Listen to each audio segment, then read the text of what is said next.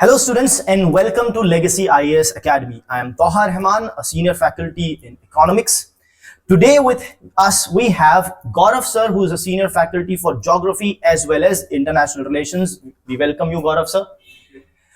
So today, as he is the guest over here, we'll be looking at a very interesting international relations topic, that is India-Canada bilateral relations. Now, it was changing since the last few years, and recently there has been lots of ups and downs, lot of actions taken by the Canadian government, because of which the Indian government has to respond. So we'll see what is happening, what is the present situation, and where we are heading towards. So Gaurav sir, the very first question to you. Before that, I would just like to give a context for our audience that every country has some or the other relation. Either it's weak, it's strong, it's animosity, or it's a friendly relation. But in some way or the other, we are connected to every country because this is a globalized world. Now, previously we have seen that these relationships used to be intact, and the way they used to remain like that for decades and decades. But in the last decade, we have seen there is a lot of shift. There is a lot of frequent changes with respect to how strong or weak a relationship is there between countries. So in this regard, I would like you to trace the historical relation between India and Canada for our audience. Yeah. So first of all, if we talk about India-Canada relations, it dates far back, even before the independence of India or even independence of Canada. The reason is because both in India and Canada shares a common history, as both were part of the British Empire. Till 1867, Canada was part of British Empire, and till 1947, as you know, India was part of the British Empire. So during those time also, we have a lot of interactions that used to happen via the United Kingdom or Great Britain between India and Canada, and all of us must have heard about or know about the infamous incident of Komagata Maru as well. So that also is linked with the Canada. Now, coming to after independence of India, we talk about just after 1947, when Pandit Jawaharlal Nehru was the first Indian Prime Minister. He enjoyed a very personal and friendly relations with the two Canadian Prime Ministers. One was Laurent and other was the Pearson. Due to this, there has been a strong bonhomie in the relations between India and Canada, and they're able to share and agree on a lot of things together, whether it is about the development of India, whether it is about the transfer of technology, especially related to hydroelectric generation and all that, but plus variety of other affairs. And this can also be observed in the way when Pandit Jawaharlal Nehru was invited to Canada to address the Parliament of Canada, which further is followed by Indira Gandhi as well, and later on by Manmohan Singh and recently Prime Minister Narendra Modi also, before the Canada-Indian relations showered. And if we talk about them, since then, there has been a lot of changes that happened that has affected the relationship of India and Canada, both positively as well as negatively. But overall, if we talk about the bilateral relations where both countries stand, so if you talk about the economic terms, okay, we have today $8 billion somewhere, the trade relationship that India and Canada enjoys, where you have a lot of export and imports. That trading is something that we can see is happening in the textile sector, in the gems and jewelries, in the rare earth minerals, and even today in uranium as well. And Canada supplies uranium to the Indian companies. Second, most important, if we talk about the relations that India and Canada enjoys is in the terms of diaspora. If we talk about Canada, today India's diaspora in Canada stands for a strong 1 million persons. Out of that, most of these people are Sikh, and the importance of this we can understand from the fact that the 2% of Canadian population is made up of Sikhs, who generally have migrated from India historically. Apart from that, we talk about both India and Canada shares membership in a lot of international fora. For example, G20, one of the most important international forum we can talk about. There, India and Canada both are members of that. Apart from that, we talk about both are still members of the Commonwealth, and they keep on meeting with each other at the Commonwealth Health of Governments meeting and all that happens periodically. Not only that, we talk about many other summits are there where India and Canada jointly discuss their affairs. For example, recently East Asia Summit has happened. So the PM of Canada, Justin Trudeau, has met with the PM of India, Sri Narendra Modi. Apart from that, even many times when G7 meeting happens, though India is not a member of G7, it is many times it is invited to participate in the proceedings. So there also India and Canada have repeatedly met with each other. And most importantly, you talk about that Canada has become a preferred destination for the students of India who are migrating there to get education in the field of technology, engineering, medicine, and variety of other sectors we can say. So that is how we can understand the current relationship between India and Canada, where it stands. Correct. There was a great insight. You mentioned two main things here. One was Komagata Maru incident and the other G20 summit. So now how contrasting these two things are, because in Komagata Maru incident that happened, so I think 7 or 8 years back, the entire Parliament of Canada actually apologized to India for that particular incident, of which they were not even the part. It was the Britishers who had done that. But still, the Canadian government had apologized. That for me felt like it's a very great step, right? And I thought that the relationship will take an upward turn. It did actually. But the second thing that you talked about is G20. You did mention that India and Canada do meet even in international summits personally. But in G20 this time, they did not have any bilateral discussion. So from apologizing, such a great gesture, to a time in G20 summit where you are not even meeting each other, plus the recent allegations that have been put by Canada on India, which I feel, of course, these are allegations, but very extreme allegations, very severe allegations put on India. So I think because of this, the relationship is now taking a downward turn. So can you identify any specific event which led to this downward turn, or was it a slow poison that has happened in this relationship? Yeah. So, see, first of all, if you try to look at the historical relationship India and Canada, which they have enjoyed, it is not that it is always a upward. It was always an upward trend, or it always basically we can say it is a path of roses. There is always some sort of disturbances that keep on happening in middle. For example, even before this particular incident, if you go back in history, we have several incidences. For example, there has been the bombing of Air India flight.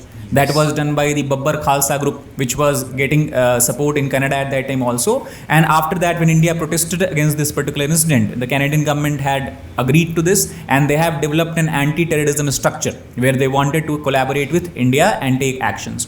Apart from that, also we talk about when India tested its nuclear weapons. At that time, Canada was not happy with this, and it basically broke off relationship with both India and Pakistan, because Pakistan later on also has tested this nuclear weapons and all that. So that was a period of at least I think 7 to 18 years when India and Canada has witnessed similar downturn in the bilateral relationship. But again, after that, the political leadership agreed to it, okay, that there is some problems that is going on and we have to address it as fast as possible. So again, both India and Canada signed nuclear cooperation agreement, and that basically the problem that was solved. So this is something that we can say has happened on the similar line, where again we are having some sort of problems related to the allegation that has been made on India. Now, if we go back even before this allegation, the recent downturn can be traced back to the year 2020. When, if you remember, there is a farmers' protest going on in India against the farm bill that was passed by the current government. Correct. Now, as these all are the internal affairs of India, no other country have right to interfere in this. Right, but that time PM of Canada, Justin Trudeau, he has said that he is standing with the protesters, the farmers and all that, and he agree with the peaceful protest everywhere, and Indian government should take that into consideration. So that is something that India was not happy with, because it understood that it is kind of what we can say is interference in the political matters of India, internal matters of India. So that is the exact incident from which we can trace the current downturn has began. And after that, the pinnacle of this downturn was observed in 2023, when in June 2023 we have a killing or assassination of Khalistan separatist leader who was in the Canada at that time, Surrey region of Canada more precisely, and he was killed. After the killing, a few months later, Justin Trudeau, again the Prime Minister of Canada, has given a statement that he believes that there is a possible involvement of Indian officials in that killing. This was vociferously rejected and categorically we can say rejected by the Indian authorities, and that is something that we can say is when the India-Canada relations have reached a downturn. And in response of that, the India also decided that it will stop issuing visa to the Canadian nationals for some time, for a brief duration of time. That was also going on. But if we talk about the recent event that has happened, where what has happened actually is the India has decided to withdraw the Indian High Commissioner from Canada, who is very distinguished member of Indian diplomacy, Sanjay Verma, who has served as ambassador in many other countries before also, because India believes that Canada is not able to protect these officials against the persecution that might happen as due to the possible involvement that Canada has alleged for them. Okay, very well actually. And you also mentioned, see, this is an internal matter of India which India will deal internally. Of course, during the 2020 farm protests, various people have voiced their opinion from different countries. In fact, I remember a tweet from a singer Rihanna. But then the thing is, she is a singer, fine, she can say that she is not a government authority. Because when a government authority, that to a prime minister, says that, it is like the entire nation pointing a finger at you, I think, which is a great deal and which should not be there because it's an internal matter. So that's very well pointed out. But now that these allegations were made on the Indian officials, what do you think, and then India has responded by categorically, of course, dismissing that. There's no doubt about it. But at the same time, taking certain action of withdrawing our officials, which was very much required for their safety, at the same time dismissing their high commissioners from India. So what do you think were the possible steps that India could have taken? And these steps, do you think are the right steps that have India taken, or what else they could have done? So again, to highlight that where it all has begun. So if you try to understand again about the development that happened in the field of diplomacy, the Canadian police has stated that Indian High Commissioner along with some other officials are the person of interest in the case related to the killing of Nijjar. Now, very importantly, this exact killing of Nijjar has not been stated by the Indian authorities, but they believe that some internal cases are there where these are the person of interest. But by using our understanding, you can understand that actually they are talking about the killing of Nijjar himself. Now, in this context, since India has brought back the High Commissioner along with the other officials, they also have applied the principle of what we can say reciprocity in the diplomatic representation. Because if India's representation in Canada is decreasing, then Canada's representation in India also need to decrease. It is precisely because of this reason, by following the Vienna Convention and the principle of reciprocity, India has also decided that they will expel few of the members of Canadian High Commission, including the acting High Commissioner Wheeler. So that is all about this development that has happened, and I don't think there is anything wrong, because this is the normal course of action that any country take whenever there is a downturn in the relationship, because they believe that the High Commission on any places basically they serve the interest of the current regime, which India believes is currently now not in its interest as far as the Canada is concerned. Correct. And these allegations coming directly from the Prime Minister was, even to experts, it's like a shock, because that generally doesn't happen. You talk it first internally and then see what comes out of it.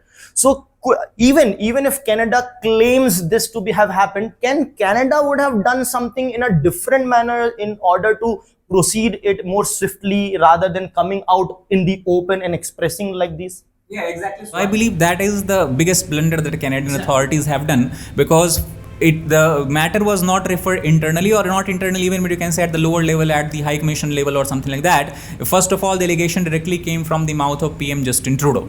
And if Prime Minister himself is alleging another country of involvement in some sort of killing, which India does not basically believe or agree to, obviously it becomes very, very difficult to bring back the relationship to the same level. So what I think the Canada should have done, they should have first of all conveyed the matter at the High Commissioner level, and then again, both countries should have talked about, they should have discussed about the evidences if there is any, then the matter could have referred to the Prime Minister level. Then both Prime Minister could have met and then have tried to tackle the challenge and tackle the problem. The problem is, since the PM himself has alleged, any kind of what we can say, the Prime Minister level consultation becomes a kind of moot point. So that is the issue here. Yes. Other point that I want to mention is that here from going forward, what we can expect. So the problem is that both Prime Minister of Canada as well as the acting High Commissioner of Canada of India, they both are still standing with their statement that India is somehow involved in the killing of Nijjar. And even now, after being expelled from India, Canadian High Commissioner has given a statement in front of media in the South Block, where you have the Ministry of External Affairs, where he has clearly stated that Canada has shared very irrefutable kind of evidences, or what you can say is the credible kind of references, or credible kind of what we can say evidences related to the killing of the Nijjar.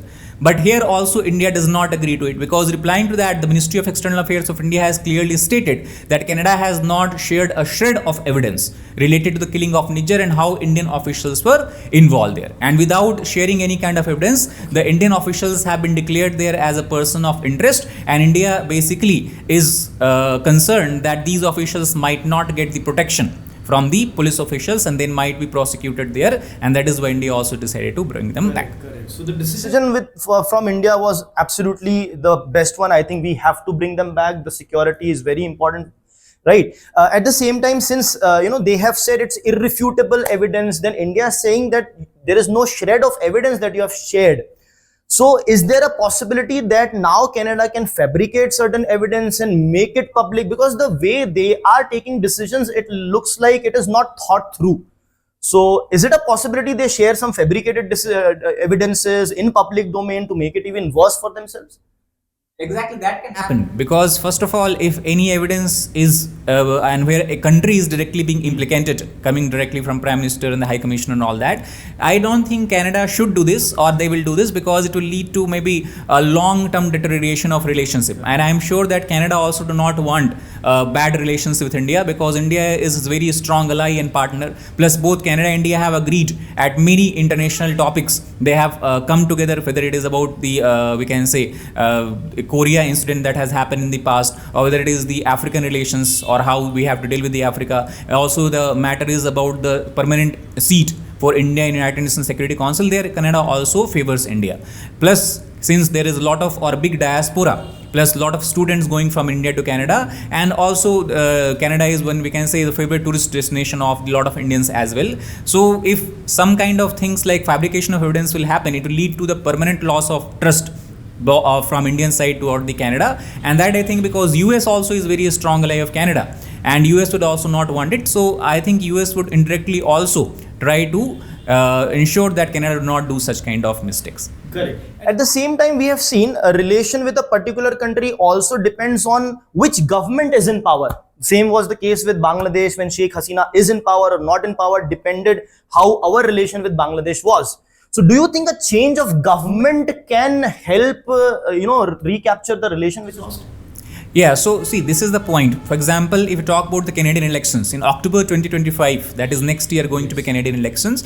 Now, if you talk about even going forward, what we can hope for the future of India-Canada relationship. So many experts argue that as far as Justin Trudeau is the Prime Minister of Canada, he will not change his stance, okay, especially related to the Khalistan supporting the Khalistan separatists there, or even about the Niger killing and the allegation related to that. So obviously, if in 2025 some new Prime Minister come, then we can expect that he might have a different stance and the relationship can improve. Because again, if you try to understand what exactly is going on right now, so India also is not happy, not only about this particular incident, but overall approach that Canadian government under the PM Justin Trudeau has taken, either for the interfering in the international affairs of India or about supporting the Khalistanis.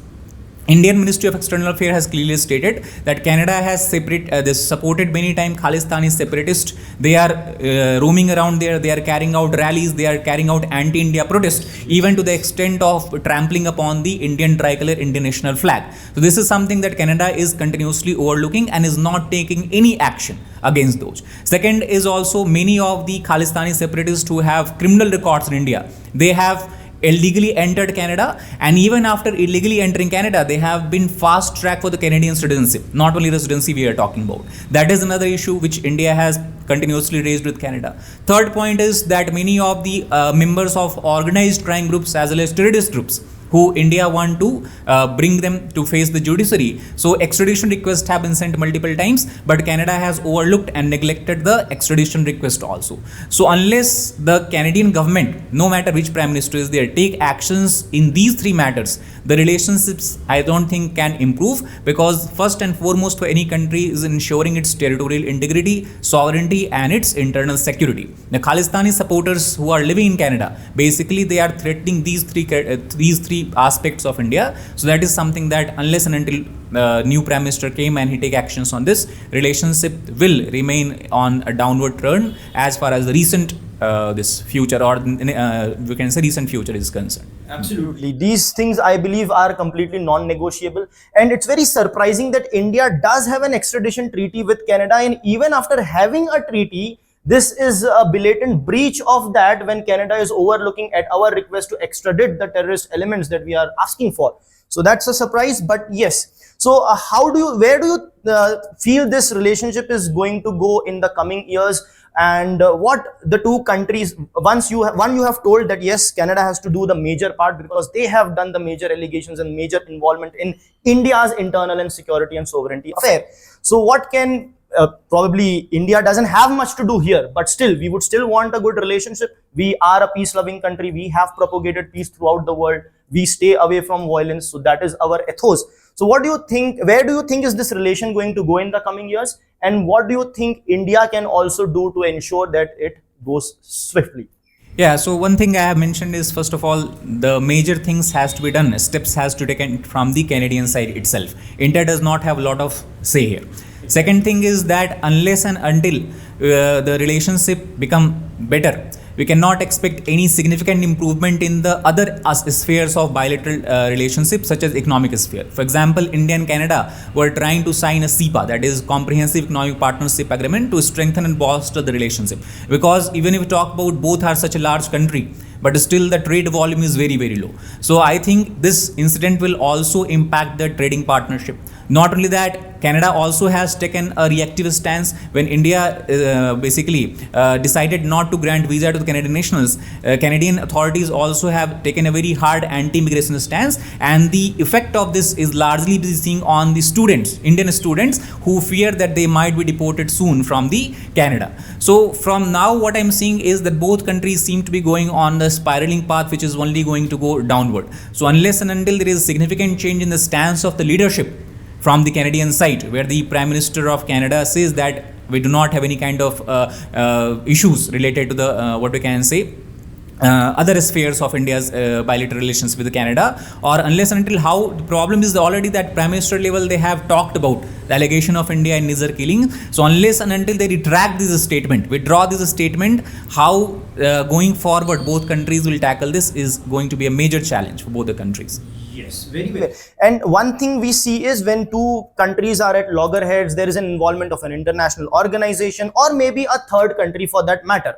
So there could be a possibility, as you said, mentioned, that USA can play the middleman. But at the same time, I feel since India has this de-hyphenation policy, as in what I do with Canada has nothing to do with what my relation is with USA.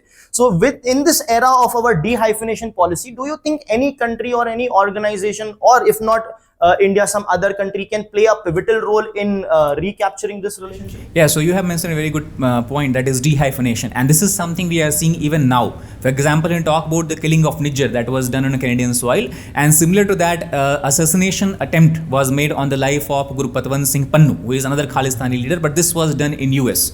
Now, related to the similar kind of incidents, India's policy with Canada or India's approach with Canada and US has been completely different. With Canada, India has taken a very, what we can say, strong stance, and it has not said that will not cooperate or will not discuss or will not have any kind of evidence related to that. But as far as US is concerned, India has made a kind of cooperative and collaborative approach. Obviously, because Indo-US relationship, if we talk about the strength of the relationship, is many times higher as compared to India-Canada relationship. Now, as US and Canada are very strong allies and very strong partners, it is believed that US not directly but indirectly can influence decision making to some extent in Canada. But again, this comes at a time when US itself is going to be in the presidential election. So who became the next president, whether it is the Kamala Harris, the Democratic nominee, or whether it is going to be the Donald Trump, who is the Republican nominee, that is also going to decide that how they will steer the Canada-India relationship and how they are going to tackle this, because any deterioration of relationship with India and Canada can also indirectly impact the relation between US-India as well as US-Canada. Very well, very well. It was great insight from you. Thank you so much, sir. So I thank you on behalf of all our students as well. So guys, I believe you have got a lot of insights, and this is going to help you a lot in your mains and answer writing and the upcoming personality test as well, because this is going to be a hot topic for your personality test questions, especially if some of you have given, let's say, foreign services as your first option. So I thank you all for joining us, and stay tuned for such informative podcasts on Legacy IAS Academy YouTube channel. Thank you.